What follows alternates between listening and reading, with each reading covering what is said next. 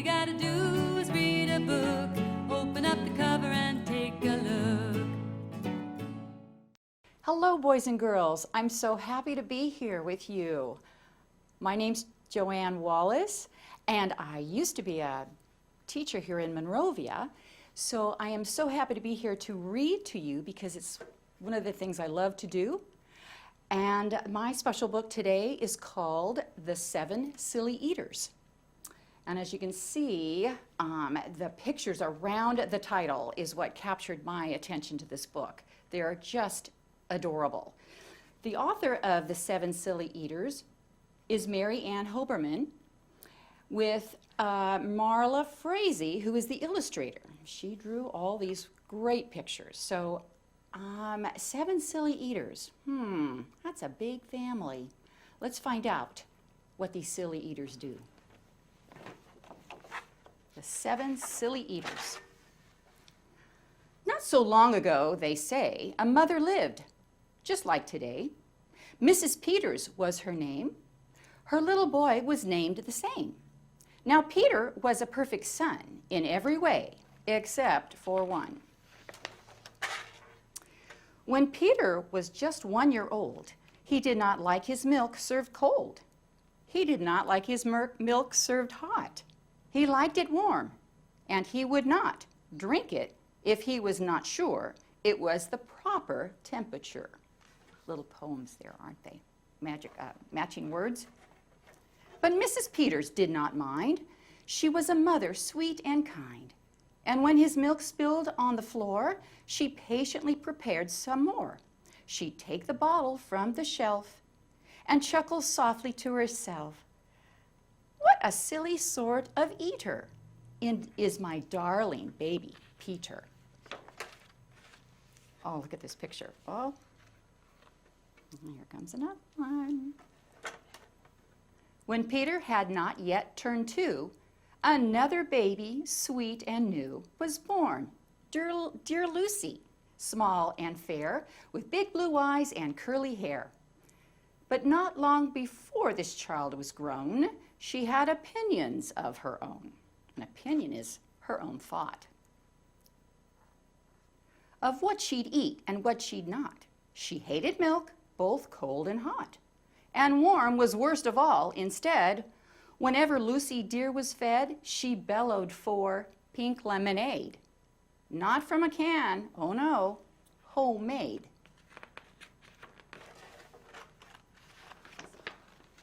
New pictures, there we go. But Mrs. Peters did not mind. She squeezed each lemon to its rind, while mopping milk up on the floor and patiently preparing more. She'd take the lemons from the shelf and giggle softly to herself. What a silly pair of eaters are Lucy dear and Peter Peters. 2 Peters kids. Now Lucy grew and Peter grew till he was 3 and she was 2. And who was 1? Why, little Jack, with eyes so brown and hair so black. A happy baby, never cross, but all he'd eat was applesauce. Peeling apples by the pound, Mrs. Peters faintly frowned. She'd take the apples from the shelf and murmur weakly to herself, what a silly bunch of eaters are Lucy, Jack, and Peter Peters. Oh, so the 3 kids are trying to help Mom, who's got the apples, and Dad's planting or digging. The family must be growing. Before another year was through, who came along? Why, Mary Lou. She was a darling, sweet and bright, and a healthy, very healthy appetite. That is, as long as she was fed soft and squishy homemade bread.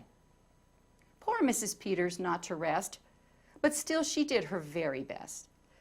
She'd take the flour from the shelf and mutter feebly to herself, what a fussy bunch of eaters are all my lovely little Peters. She loves her family. They all eat something different, don't they? A year rolled by, the children grew. They really are a splendid crew, sighed Mrs. Peters, pinning pins and diapering her brand new twins. All right, can you count all the kids there? Little sisters, quick and smart, impossible to tell apart. But Flo liked poached eggs, Fran liked fried. If she mixed them up, they cried. Tired to the very bone, Mrs. Peters groaned a groan. She'd take the eggs down from the shelf and whisper weakly to herself, "What persnickety young eaters are all my 7 little Peters." Now time went by, as time will do, and as it passed, the children grew. The problem was that as they grew, their appetites kept growing too. But not their choice of what to eat. Each child continued to repeat they wanted what they'd had before. Oh my gosh, can you remember what everybody wanted? Lemonade, and applesauce, and fried and poached eggs. Oh, this is one of my favorite pictures. Does your kitchen ever look like this? Mine does sometimes. Creamy oatmeal, pots of it. Homemade bread and lots of it. Peeling apples by the peck. Mrs. Peters was a wreck.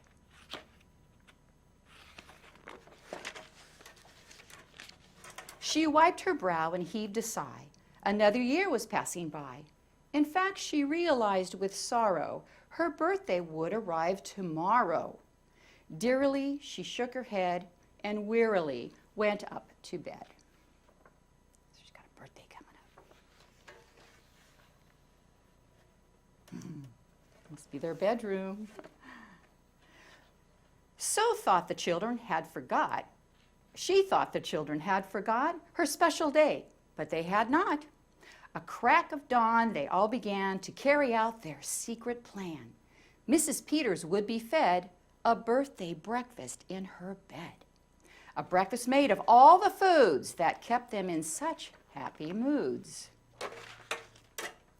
So while their weary mother slept, down the stairs the children crept. And from the cupboards and the shelves, happily they helped themselves. Oh boy. Cheerfully they chopped and stirred, preparing what they each preferred. But despite the pains they took, since nobody knew how to cook, to measure things or make them hot, the more they tried, the worse they got.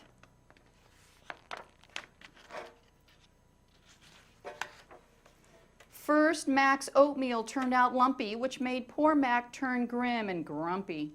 In fact, the lumps got him so cross, he dumped them in Jack's applesauce. This bothered Jack so much he threw it in the dough of Mary Lou, who tossed the mishmash that made straight into Lucy's lemonade. And that put her in such a huff, she poured the icky sticky stuff into the double frying pan that held the eggs of Flo and Fran, who flung the hodgepodge on the spot into the milk in Peter's pot. Oh boy. But when they saw what they had done, they wished they never had begun. They'd hardly slept a wink that night, and still things hadn't turned out right. And even though they tried their best, it hadn't worked. They were depressed.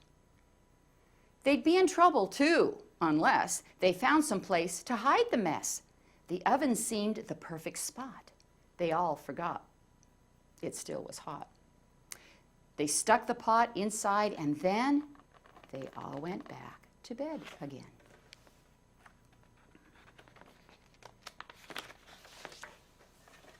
Oh, the clock struck 6, but on they slept. Meanwhile, their mother softly stepped down to the kitchen, smelled a smell. What could it be? She could not tell. It smelled so good, she sniffed some more and opened up the oven door. She woke the children with her cries. They all came running in surprise, and in the kitchen what they found was Mrs. Peters dancing round. And in the oven, no mistake, a pink and plump and perfect cake out of all those ingredients the kids put together. As much as their mother danced with glee, she cried, "A birthday cake for me? A birthday cake still piping hot? To think I thought you all forgot. Now tell me please, how do you make this pink and plump and perfect cake, so high and light and smooth as silk?" "It's smooth as silk from all my milk," said Peter. Lucy said, "It's pink from all my lemonade." "I think, and from my apples," added Jack. "My oatmeal made it soft," said Mac. "My bread dough too," said Mary Lou, said Fran and Flo. "And for its size, it was our eggs that made it rise." Then everybody sniffed some more and danced around the kitchen floor.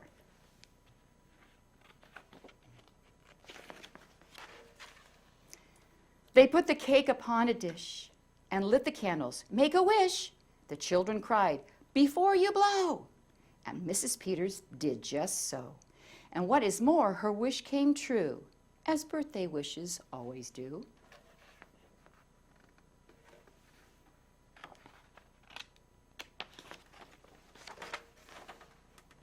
And from that day to this, 'tis said, the Peters family all is fed a single simple meal, just one, a meal that's good for everyone, a meal on which they all agree, made from their secret recipe. They all take turns in mixing it. They all take turns in fixing it. It's thick to beat and quick to bake. It's fine to eat and fun to make. It's Mrs. Peters' birthday cake. Oh, the pictures were just fabulous and colorful. I really like this book. Thank you for sharing with me, and I hope you find books that you like, be it the title or the colors or the pictures on it. They're fun to read.